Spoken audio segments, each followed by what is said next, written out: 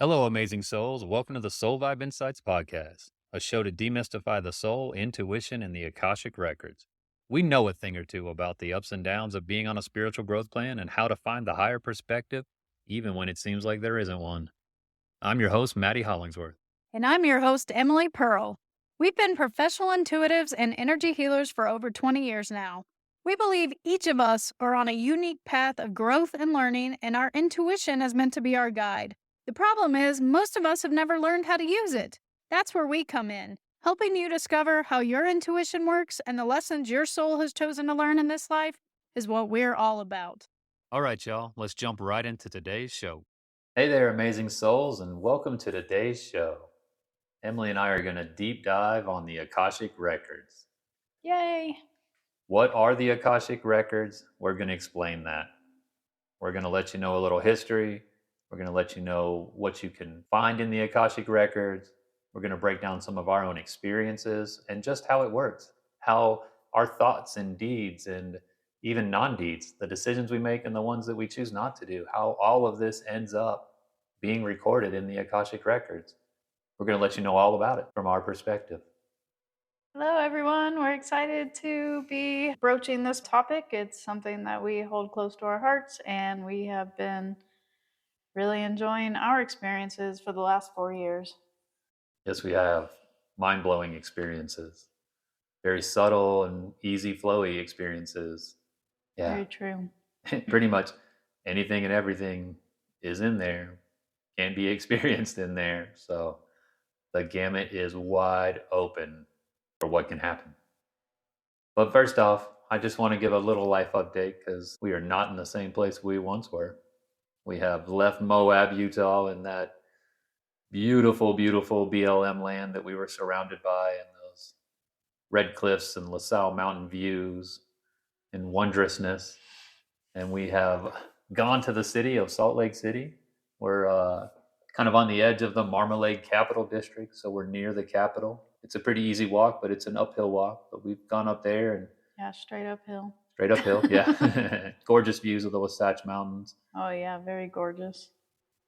So much granite. Oh my God, did they quarry granite like crazy to build that thing?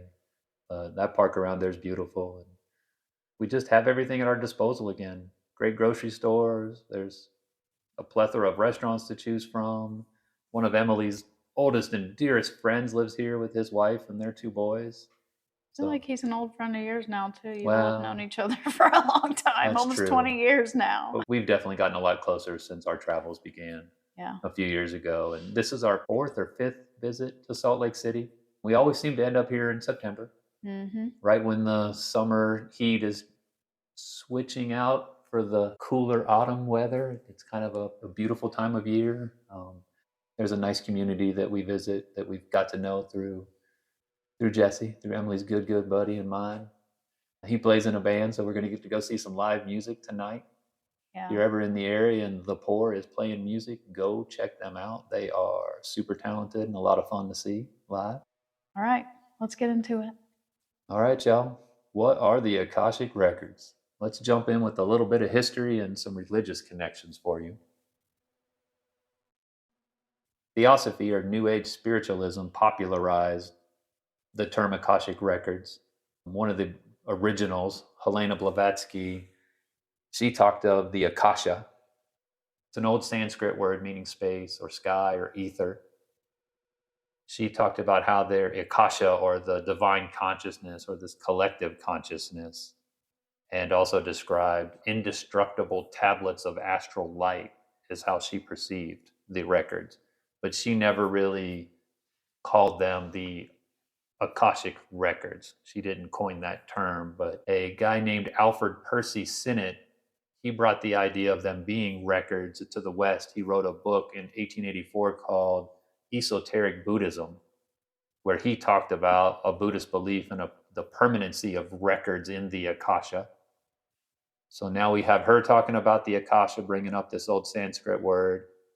Alfred Percy Sinnett talking about records. You can see how things are starting to come together here. Well, he too was a theosophist Yes. as well. Yes, he was. Yeah.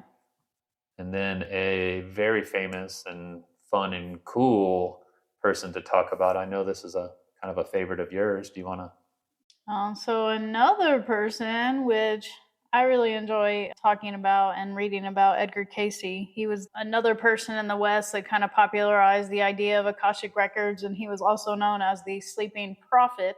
He was from Kentucky, like me, so I definitely heard about him when I was very young and was very drawn to his story.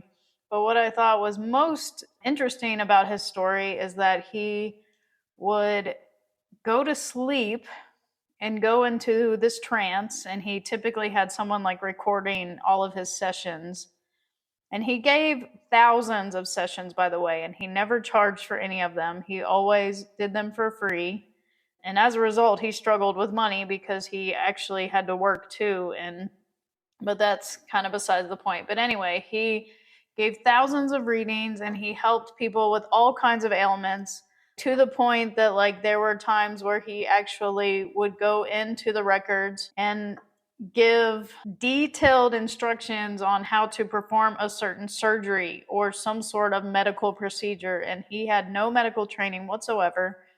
That, along with other all kinds of other unorthodox treatments, where, for example, he'd say, okay, you need to quit your job in this field, move to the ocean, and start working in this other field. He could see the impact of what people were experiencing at their certain times. He could see the impact of the choices that they were making and how they were kind of detrimental to their health. He also talked about, different herbal cures, knowing nothing about herbalism, just all kinds of different things. It's really interesting. And he has like a foundation in Virginia Beach, which I've visited. So I thought it was really nice. And of course, because he's from Kentucky, I always thought that was cool. It's just kind of a neat, interesting person to read about. And also, he is definitely somebody who popularized the Akashic Records and what kind of information and wisdom could be found in them.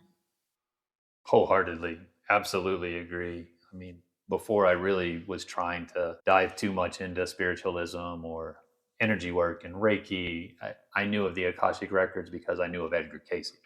Even when I didn't even truly understand what the Akashic Records were, I knew about the Sleeping Prophet, and he would tap into these Akashic Records and give this information that would blow medical science away, the doctors, with what they would find out from him giving to the clients. And then the clients would go to their doctor, and then the doctor would just basically be blasphemy, whatever. Oh, crap. That's 100% accurate. You do actually have this disease. I just didn't know to look for it or test for it. Wow. Okay. He was blowing minds. Yeah, he had all kinds of people research him and try to basically prove him wrong. And of course, he didn't. I mean, in the end, he had like 96% accuracy on these thousands of readings. So it was like a super high percentage.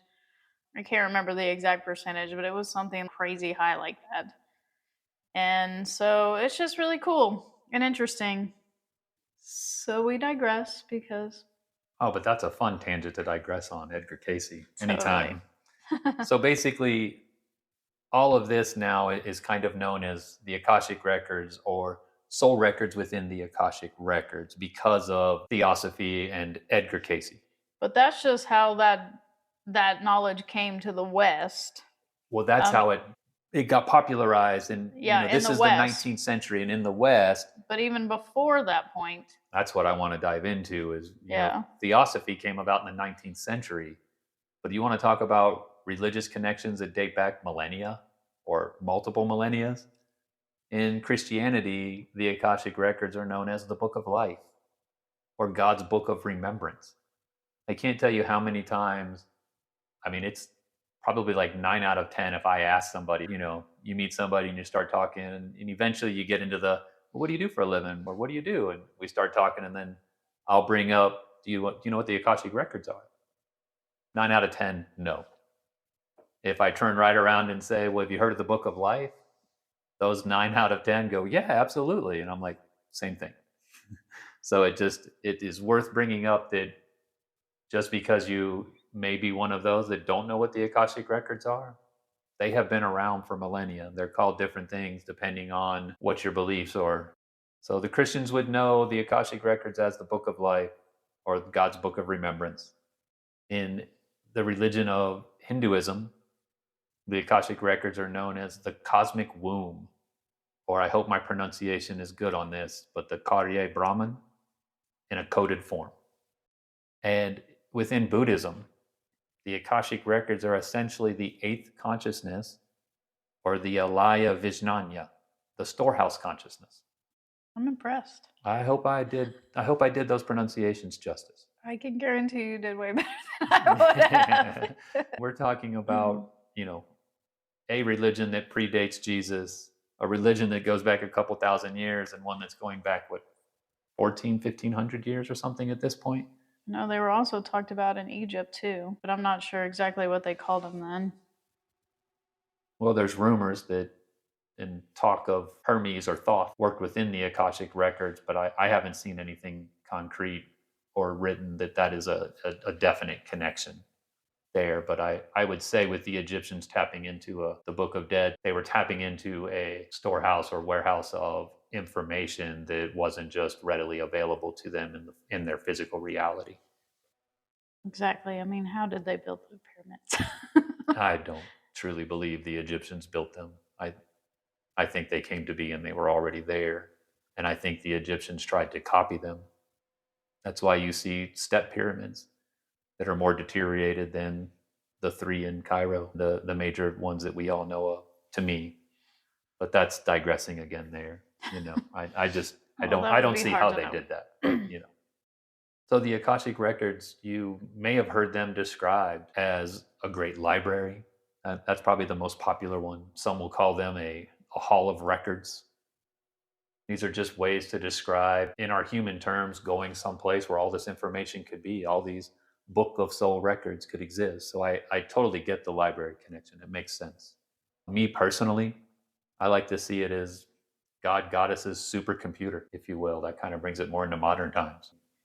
Think of an infinite processor with an infinite terabyte hard drive that just computes everything in this universe all the time.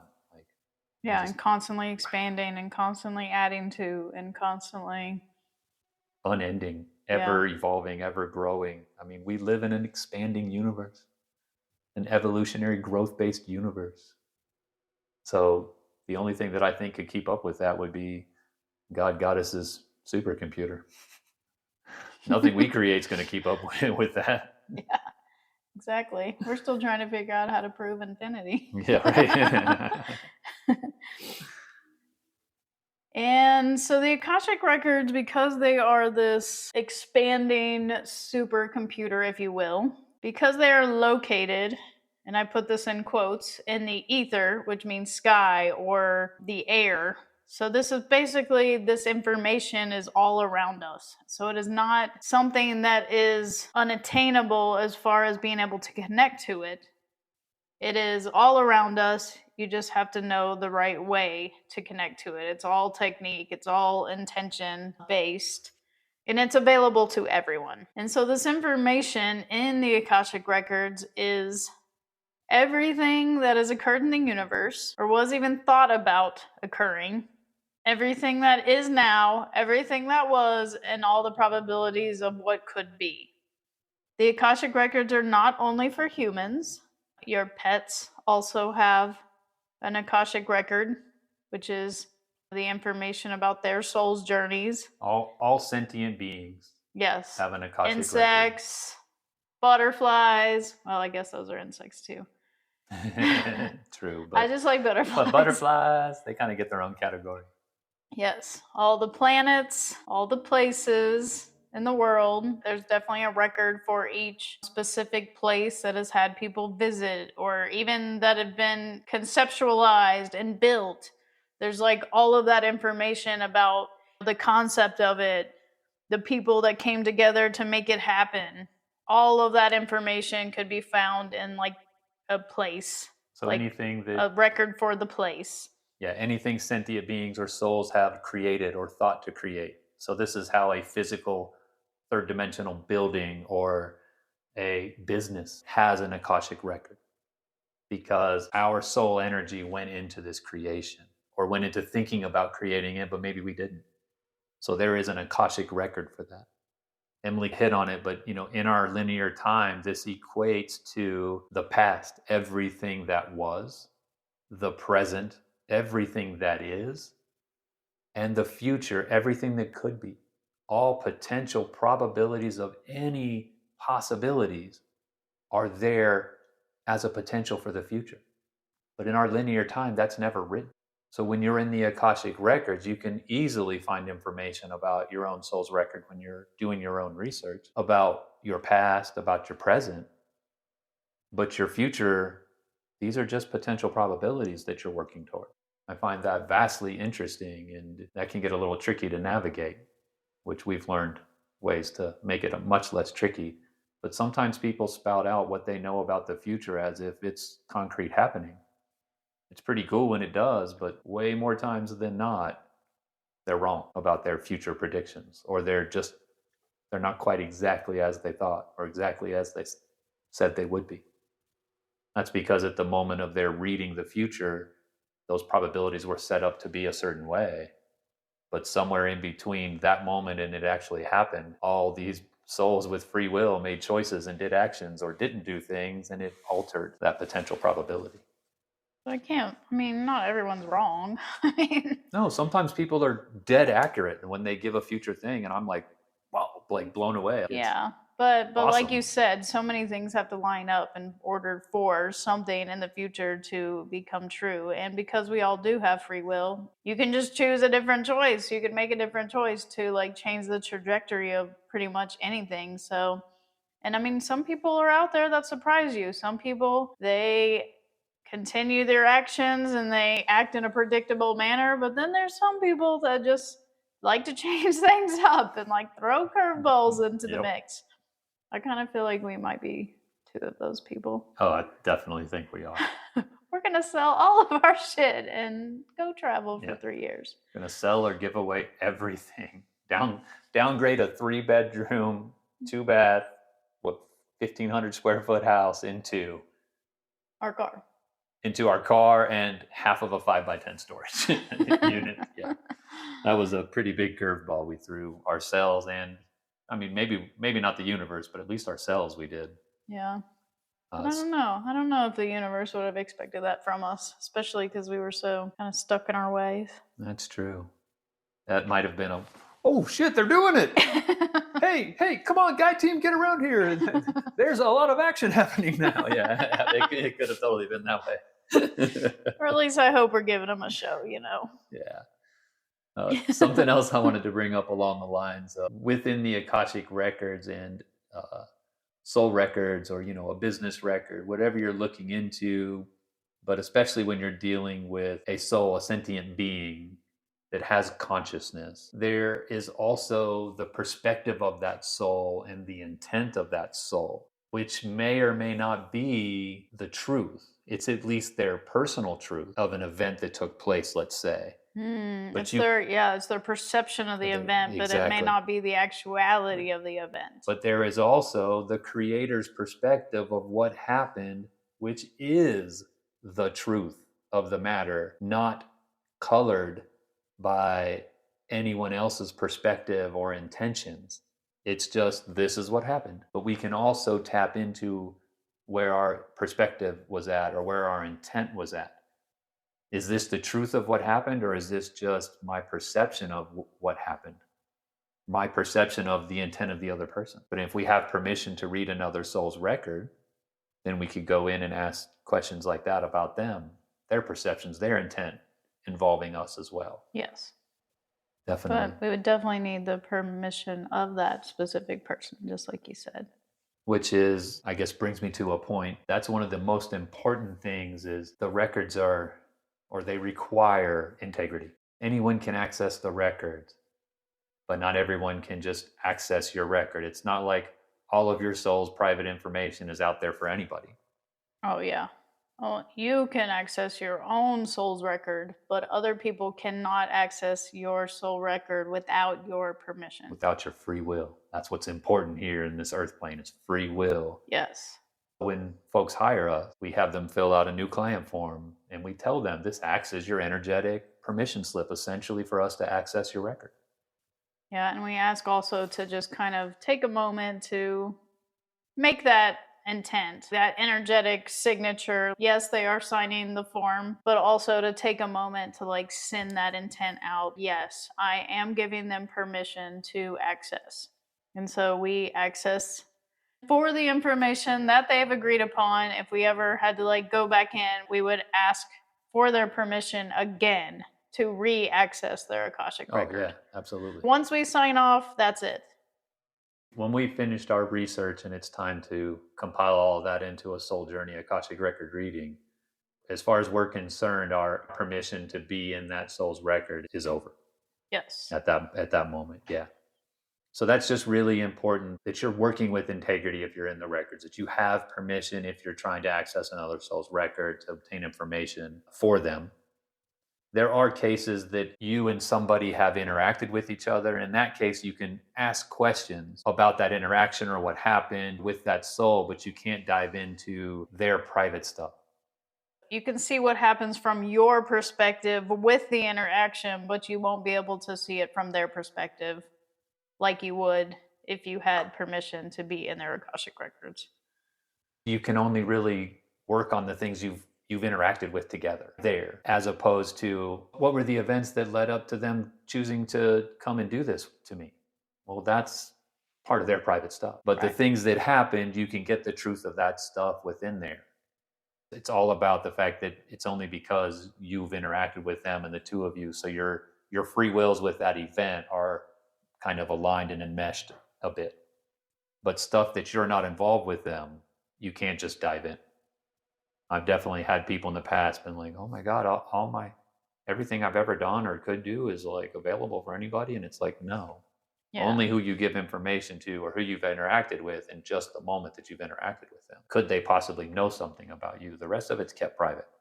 Well, you can and definitely get denied access. yes. Oh, yeah, absolutely. And if it's something that your guides deem unnecessary for anyone to know, including yourself, then you will not gain access to that information. Sometimes you have to learn something in order to gain that next step or that next information. So you can't like get that information ahead of time.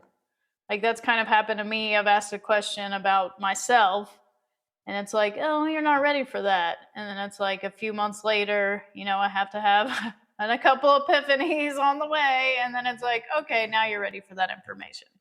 I've definitely had that experience as well for myself. Yeah. Basically that's when my pendulum just kind of shakes and goes in a circle.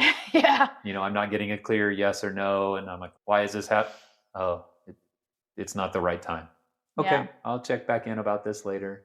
I might try to skirt it a little bit and, well, is there an action I could take that would help get me ready for this information? So there are some ways to try to work things around and get some helpful steps towards things, but definitely your soul's growth plan will dictate the amount of information you can get in certain circumstances when you're not quite ready, in your human life and where you're at in your growth. It can definitely be slightly delayed, but for the most part, there's so much information available to us that it is just mind-blowingly vast.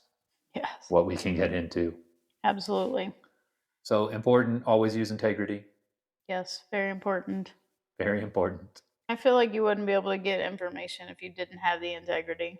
I think you would either just be straight up denied, or I know that our mentor, Anna, she talked about how you might just end up with completely ridiculous false information that will basically, it'll just be ridiculous and make no sense. And that you'll know that you're getting denied. That you'll either just straight up be denied or that it'll just be so ridiculous information that you can't, like if you're trying to ask yes or no and working with the pendulum, which we do channel information on the Akashic Records, and we also go in and have pointed yes no questions that we can ask and move through quickly through different levels of information that we're sorting through. I feel like that would have to do with your guide and how the information comes through. Oh, absolutely. That's what I think it is. Yeah. As opposed to the straight up denial, your pendulum just swinging in circles and you're just getting ridiculous type stuff if you're trying to channel, and as a way to basically say, what are you doing? Really? You're going to try to access this? So just how do you enter the Akashic Records? How do you get there? How do you go in and read the book of life? We've actually explored quite a few ways at this point. So many different ways, just because we kind of like to take a scientific approach to things. And we like to experiment with lots of different ways just to see how it all works out. So, how do you? Well, first off, I know that I brought up at the beginning a little bit of history and a few religious connections, but you do not need any religious affiliation. You don't have to be a spiritual person to access the Akashic Records. They are for all souls to use, all one, all souls. Everyone has a record, therefore, it is your divine birthright to be able to access this.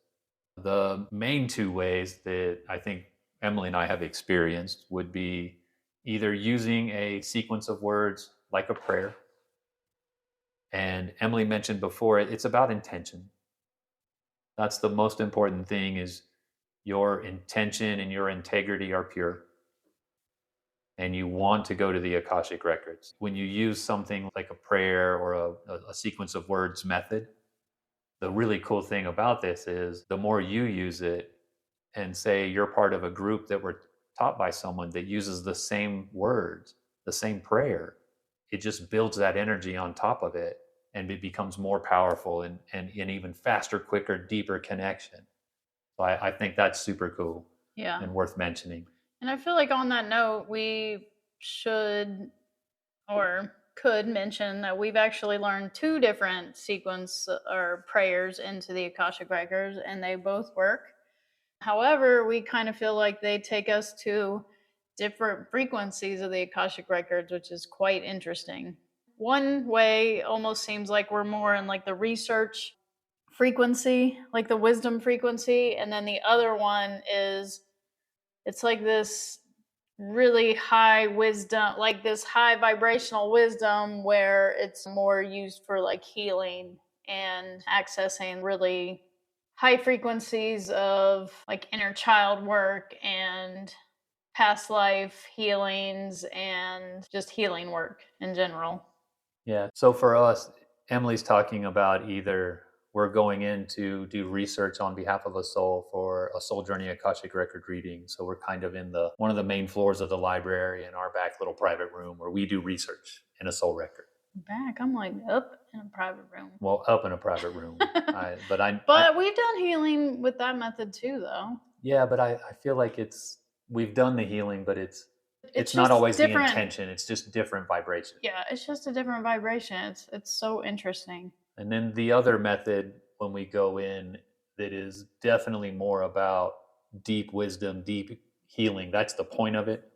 And some people will talk about working with the lords of the Akashic Records or the masters. This is straight up working with them for sure, and not just our Akashic Record guides. But this is our Akashic consultation work, where sometimes the both of us are working with a client or another couple, or individually we're working with somebody, but we bring them with us. We open up their record live with them, either in person, or most of the work's been, on a Google Meet or a Zoom. It's been virtual. But we open up the records live, and then it's about the free will of the individual. So the client asks the questions. We guide them and maybe help them formulate questions, but it's all about what they want to work on. And sometimes we take a few twists and turns and end up somewhere that I didn't know to expect, and the person that I'm working with sure didn't. They just want to know why they can't relax and just let go of control, why they always have to be the one to do things and make sure everything's perfect and in order and this and that.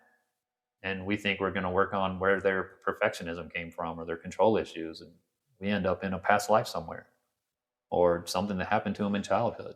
Or multiple past lives. Exactly. I mean, So there's been sessions where it's like 5 different past lives, like trying to pull different parts of yourselves from all different places, like seeing that echo of that same energy within the different lifetimes. Yeah, how it echoes throughout. Yeah, totally. Yeah, and how it all comes together into this lifetime, and then you can kind of pull back. You can like call back those parts of yourself into the now to reintegrate into yourself.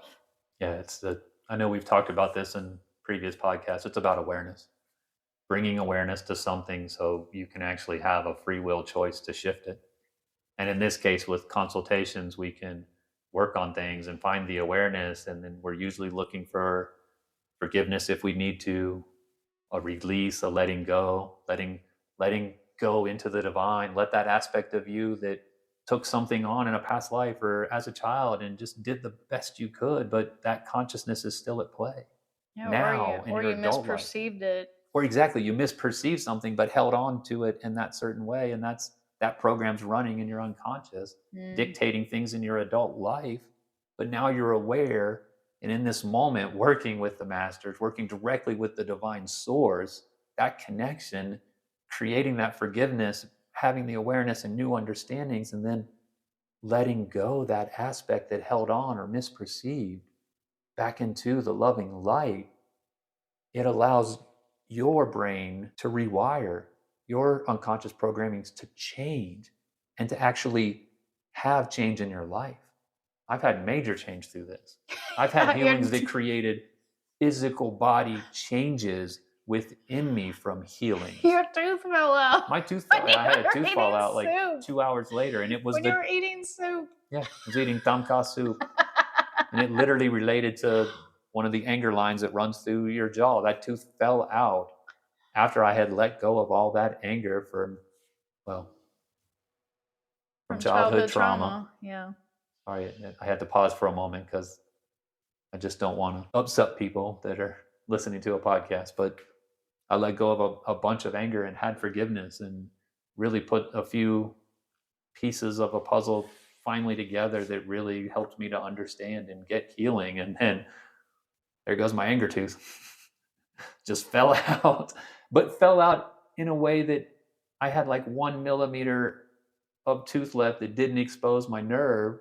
So what was it, like 3 days later, I was at the dentist and I got a crown, but I didn't deal with any pain at all. Like my tooth fell out and like broke in half, but I didn't have any pain. It was just, this has to go. And then we're going to put a new tooth. We're going to crown this up for you. All right. Yeah. We're getting off subject here. We're still on subject. We're just on tangents and digressing, y'all. All right. So we are talking about methods that we have used to unlock the records. So we just covered the sequence of words like a prayer. We talked about 2 different ways that we've learned how to do that. Another way is a meditation journey.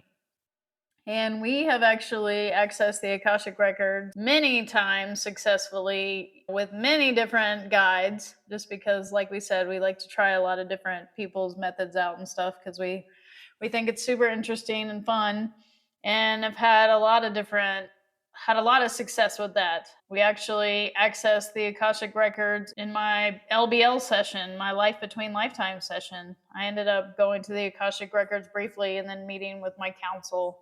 In meditation journeys, I've visited in the library. I visited like I said just a second ago, the council.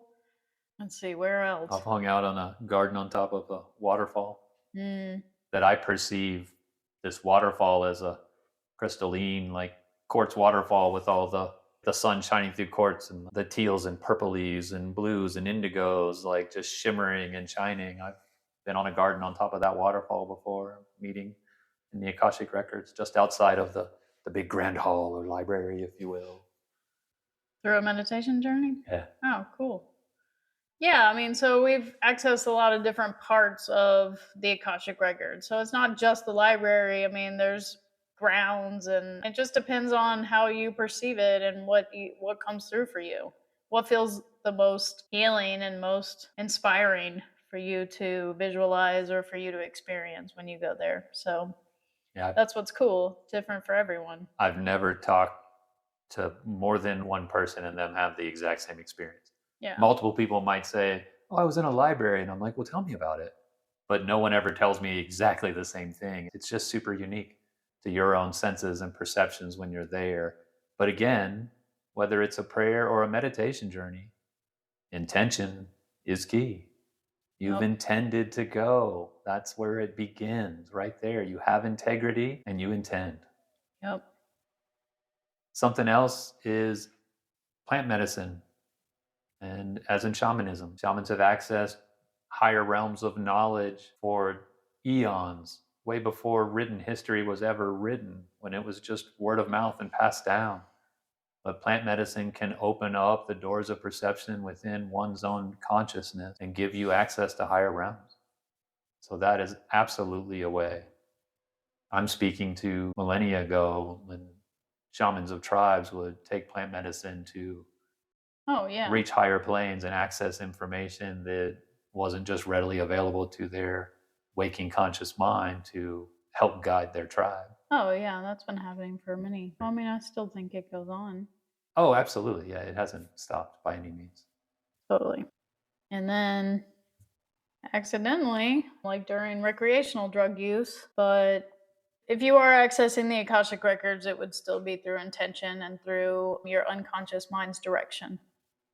Ding, ding, ding. I totally agree right there. That even though you're just having a recreational drug experience and maybe not intending consciously to go to the Akashic Records, but maybe your unconscious mind was like, oh, hey, we're going to take this opportunity since those doors of perception got kicked wide open to have an experience. So I think there would be some intention there. You are accessing the astral realms, though, and so the Akasha exists in the astral as well as probably the divine realm as well. I'm unsure if there really truly is a third dimensional representation for the Akashic Records. But once you get to the fourth dimension and the astrals and divine and any dimension above that, I think there's a representation. Yeah. Absolutely for that. But in the third dimension, we all undergo spiritual amnesia. So I feel like there really isn't a physical Akashic record that my human self could go touch and open and interact with in a physical third dimensional way. But once we get into the astrals and beyond, I absolutely agree. And yeah. For me, the Akashic Records exist mostly in the astral realms and then in higher realms when we do our consultations. But I can't even pinpoint exactly what dimension we're in. It's different. I mean, we've never it's asked, higher. so we don't know. Exactly. I've never really asked. Like sometimes information, like in this case, knowing what dimension I'm in, that's not really important. Yeah. But knowing how to navigate and work and help somebody gain awareness and get healing, that's what's important. So that's the concentration there. Totally. You know? Even though as I'm talking, I'm like, darn, like I kind of want to ask now and just find out. But it's just sometimes that's not like an important information to have. I feel like that's a pretty good segue, though, into the next point, which is the Akashic Records are a vibration or a frequency. Emily and I are having so much fun talking about the Akashic Records, and we're going past the time we're shooting for here. So we're going to break this into a second part that we'll pick up next week on the 25th. The second part will drop. We really appreciate you tuning in and giving us a listen.